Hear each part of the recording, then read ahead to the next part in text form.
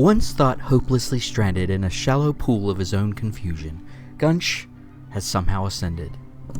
Not spiritually, of course, no. Gunch has just physically climbed out of the puddle. This rudimentary escape marks a milestone in his development. Vertical progress. We now find Gunch amid an orchestrated campaign of disproportionate violence against spiders. Small, confused, utterly beneath his notice, and yet they are noticed. Repeatedly.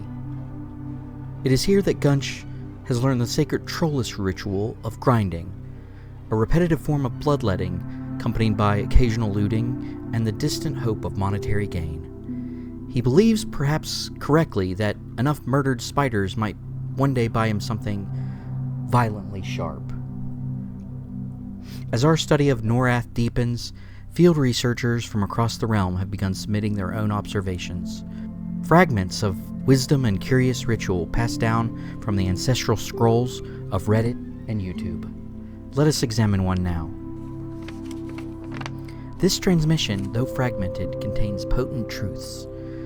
The bard is hailed as a solitary wealth engine, yet Gunch, having failed to grasp even the basics of musical theory, or indeed what music is, he seems destined for poverty. Meanwhile, the spiderweb appears to hold more value than he first assumed. Perhaps it is a symbol of patience, craft, or simply a misunderstood commodity in Grobb's tangled economy. And finally, the mention of hotkey coordinates reveals a preventative death rite, an elegant solution to a common fate. Let us hope that Gunch, in time, learns this ritual. And as we watch, something faint does stir within Gunch, a fragment of a memory, dislodged from the swampy soup of his thoughts, rising to the surface like an air bubble from something long decayed. Compelled by what he believes to be purpose, he lumbers back towards Gardunk, the figure who once spoke to him with something resembling direction. Gardunk stands where he always has, unmoved and unimpressed, exuding a sense of reluctant authority. The kind that comes not from power, but from being the least incompetent among a population of disappointments. Gunch approaches hopeful. There's a certain expectant energy in his gait, as though he believes Gardunk has been waiting for him, that perhaps some grand plan is about to be revealed. But Gardunk, upon seeing him, says nothing. Not out of surprise, not out of confusion, but perhaps out of a quiet spiritual exhaustion, the kind only someone like Gunch can inspire. The kind that makes a troll rethink everything that led to this moment. Gunch waits, patient in his ignorance. He leans in slightly, eyes wide and vacant, eager to be filled with guidance. Still, Gardunk remains silent. The silence between them stretches.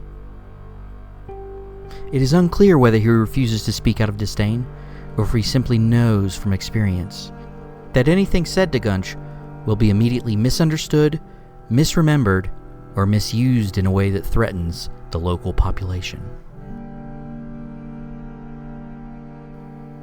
Eventually, Gardunk turns his back. Not abruptly, just finally. And Gunch, as always, mistakes this dismissal for submission. He is the apex predator in this situation. He strolls away from the interaction, even though he has gained nothing. Still, Gunch is nothing if not persistent. He reasons, vaguely, that as a beastlord he must be entitled to a beast. Some small creature to intimidate, perhaps. Yet none appears. None volunteer. No beast answers his call.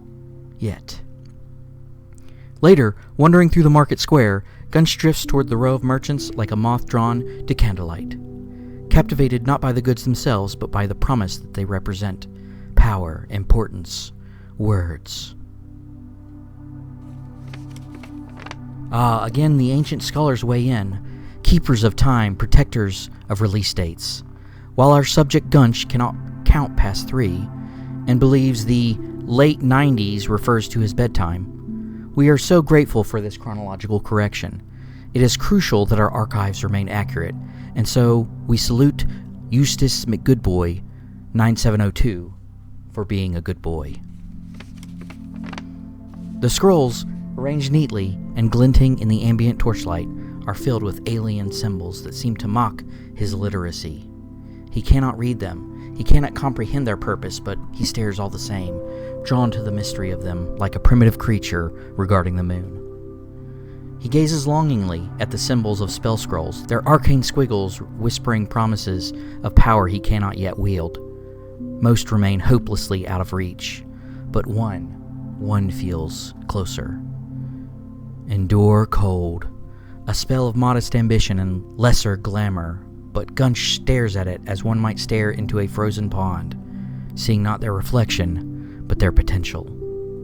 He purchases the scroll, not because he understands it, not because he can use it, but because it feels right. A plan or just a gut feeling.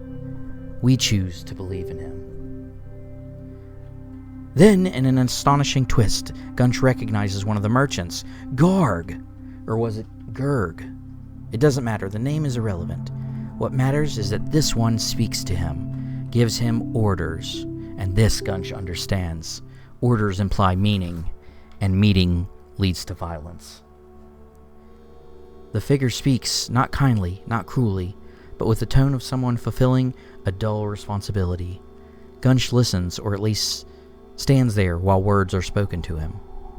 The details, names, objectives, consequences, pass through his mind like wind through leaves, but certain elements stick. There is talk of froglocks and violence. Tadpoles specifically, there's mention of flesh and removal and of reward. And to Gunch this is enough. He does not ask further questions. He does not confirm whether this was the contact Gardunk meant for him to find, nor does he consider whether any of the words spoken were even for him in the first place. Someone has given him a reason to kill something, and for Gunch, that is direction. That is all he needs. He returns to the swamp emboldened, stabbing spiders on his way to keep his mind sharp.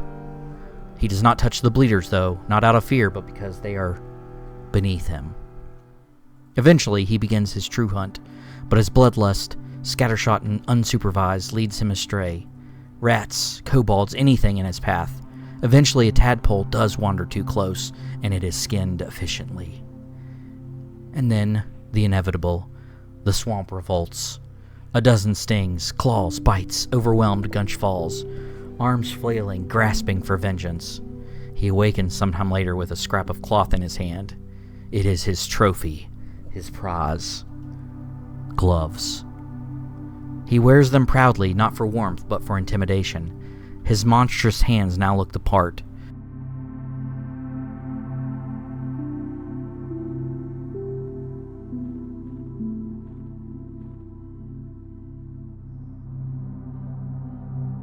He resumes his rampage.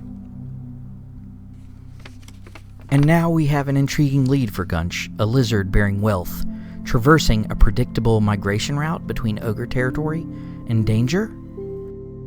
This one-plat staff seems to have become a kind of local myth. Treasure, bait, or perhaps a diplomatic gift gone astray.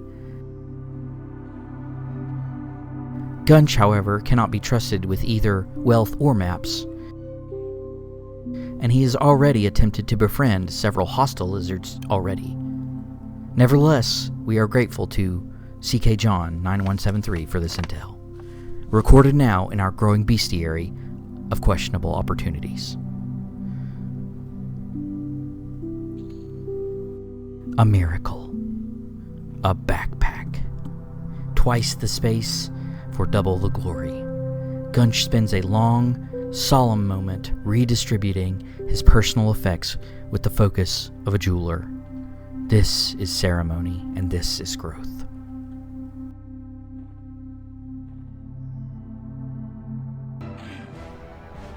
His campaign of violence continues, and then a surge, a glow, a number increases. Something inside Gunch shifts. He is now level 2. He does not know what this means. But he does not need to. He poses and flexes. For himself and for the world. And then without reflection or recollection, he resumes his bloody path, unaware that the flesh he is sent to collect lies forgotten at the bottom of his new backpack.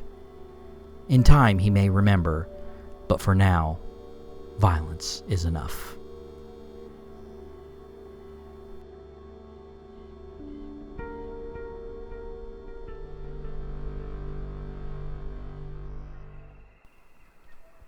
So if you're watching and you're one of the many people out there who do know this game inside and out, whether you've got deep lore, hidden quest knowledge, gameplay advice, or just bizarre anecdotes, I'd love to hear from you.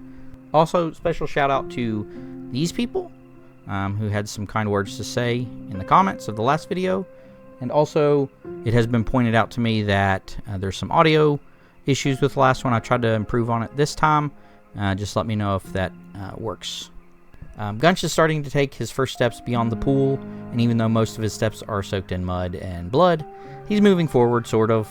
He's found some spells that he doesn't understand, people he can't remember, and enemies do keep knocking him unconscious, but he is making progress.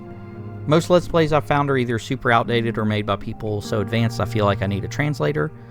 So maybe this series can be something different, a slower, curious, slightly tragic look at EverQuest from the mud upward. And just a reminder, I'm coming into EverQuest as a brand new player. I'm not rushing to the top or trying to beat the game. I'm not chasing levels. I'm chasing stories. So if you got one about this world, I'd love to hear it. I'm here to explore, to learn, and get lost in the world a bit. Gunch might want to conquer Norath, but I'd rather understand it. So keep that in mind in your responses. Thanks for watching, and I hope you'll stick around as Gunch continues to evolve, or at least survive.